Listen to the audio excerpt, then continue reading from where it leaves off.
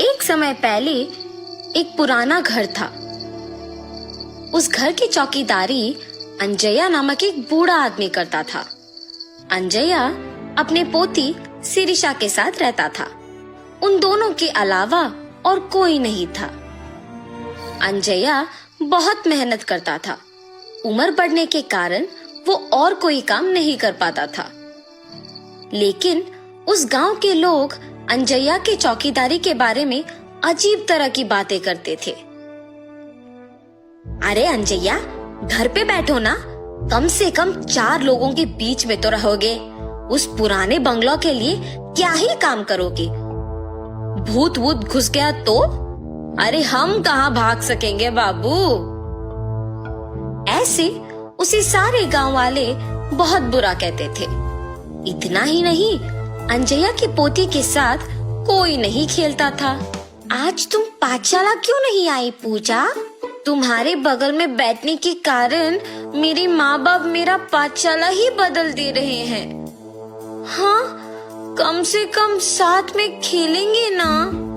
बाप रे, माँ मार ही डालेगी मुझे।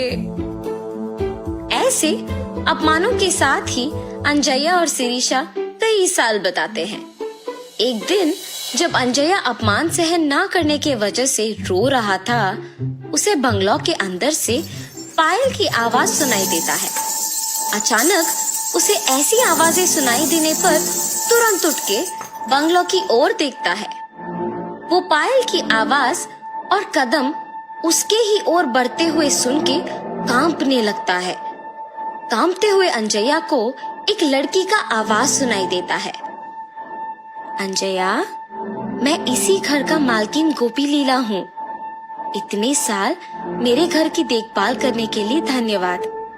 मुझे पता है कि तुम इस घर की चौकीदारी करने के लिए कितने अपमान सह रहे हो। माता, क्या आप सच कह रहे हो? लेकिन मुझे सिर्फ आपका आवाज सुनाई दे रहा है। आप दिख नहीं रहे हो। आप क्या भूत हैं? क्या आप मुझे मार देंगे? अंजया, नीचे तो देखो। ऐसे उस आत्मा के कहने पर जब वो नीचे देखता है तो सिर्फ उनके पैर दिखते हैं। वो पैर दिखने में बहुत ही सुंदर थे और पायल से सजे हुए थे, मगर सिर्फ उनके पैर दिखने के कारण अंजया दंग रह जाता है। डरो मत, मैं तुम्हें कुछ नहीं करूंगी। अच्छे लोगों को अच्छा करूंगी और बुरे वालों को सबक सिखाऊंगी। तुम दुखी हो, इसीलिए तुम्हारी मदद करने आई हूँ। उसकी बातें सुनकर डर के मारे अंजया कहता है, माता, पहले से ही गांव में सारे लोग यही सोच रहे हैं कि हम में भूत घुसा है। लगता है कि आप वो बात सच करने वाली है। हमें आपकी सहायता की कोई जरूरत नहीं है। कृपया मुझे छोड़ दीजिए। ये कह के रोता है। जब वो आत्मा कहती है, ठीक है, मैं अपने पायल यहीं पे छोड़ रही हूँ। ये अपने पोती को बांधो, सब अच्छा ही होगा। मेरे घर के लिए तुमने आज तक इतना काम किया है, उसके लिए बस ये एक छोटा सा तोहफा समझो। ये पायल बांध के जो भी मांगोगे वो पूरा हो जाएगा। भूलना मत। अपने पोती के साथ अब से खुश रहोगे। अब से यहाँ आके काम करने की जरूरत नहीं पड़ेगी तुम्हें। ऐसे उन पायल को वहां छोड़ के गायब हो जाती है।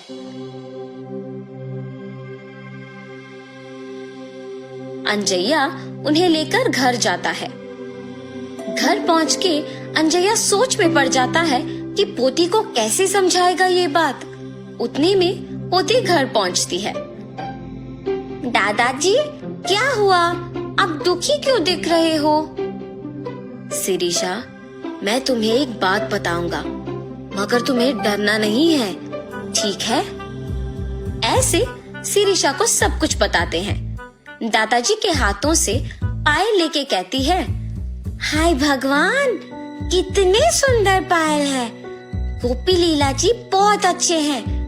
उन्हें भूत के नाम से मत पुकारो दादाजी। उन्होंने अगर इतना अच्छा तोहफा मुझे दिया तो ही सोचिए।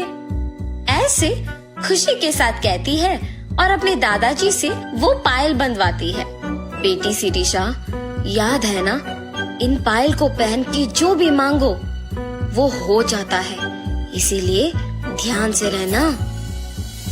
सब कुछ पता होने के बावजूद शिरीषा बिना कोई डर के साहस के साथ उन पायल को बांध के पूरा घर चलती रहती है। उस रात को शिरीषा को खिला के सुलाने के बाद अंजया भी सो जाता है। शिरीषा पायल के सहारे उड़ते हुए नीचे का सारा धरती पूरा सुंदर दिखते हुए, उसके ही साथ सारे पक्षी उड़ते हुए बादल के बीच में से हंसते हुए खेलते हुए दिखाई देता है। कितना सुंदर सा भावना है। ऐसे सोचती ही है कि उतने में उसे गोपी लीला उसके ही जैसे पायल बांध के घर में दौड़ना दिख जाता है। गोपी लीला अपने पायल को छू के कुछ सोचती है और आंख खोलते ही उसके सामने एक बड़ा सा हाथी होता है।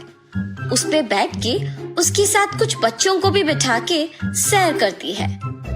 शिरीषा इस सब का यकीन नहीं कर पाती है। अचानक जाग उठती है। ये सब मेरा सपना था। हाँ माँ, सच मान के डर गई। शिरीषा की बातें सुन के अंजया भी उठता है और तब जान पाता है कि क्या हुआ। ये सच है बेटी, वो पायल वाकई ही शक्तिशाली है। हमारे जीवन को बदलने के लिए, इतने साल के हमारे काम के लिए कृतज्ञ होके गोपी लीला जी ने इसे तोहफा के रूप में हमें दिया। अब ये तुम्हारे हाथों में है। तुम्हें जो मांगना है मांगो, लेकिन बुरा नाम मत लाना बस। अब सो जाओ बेटी, बहुत देर हो रहा है। अपने दादू के बताए बातों को ध्यान में रख के सो जाती है। अगले दिन पूरा गांव अकेले घूम के घर आती है। दादाजी, मेरा एक विचार है, क्यों ना हम इन पायल का उपयोग करके गांव के सारे मुश्किलों को दूर करें। तब हमारा गांव भी विकास पाएगा और उसी के साथ हमारा नाम भी। तब हम चारों में इज्जत से जी पाएंगे। ऐसे एक विचार के साथ शिरीषा उन पायल का उपयोग करना शुरू करती है। जैसे जैसे साल बीते वैसे वैसे वो उस गांव को एक शहर बना पाती है। एक समय में गांव का भला बुरा गोपी लीला ही देखती थी, मगर उनके चलने के बाद उन्हीं के दिए हुए पायल के सहारे शिरीषा उनकी आत्मा को शांति दिलाने के लिए उनके सारे ख्वाहिशों को पूरा करती है।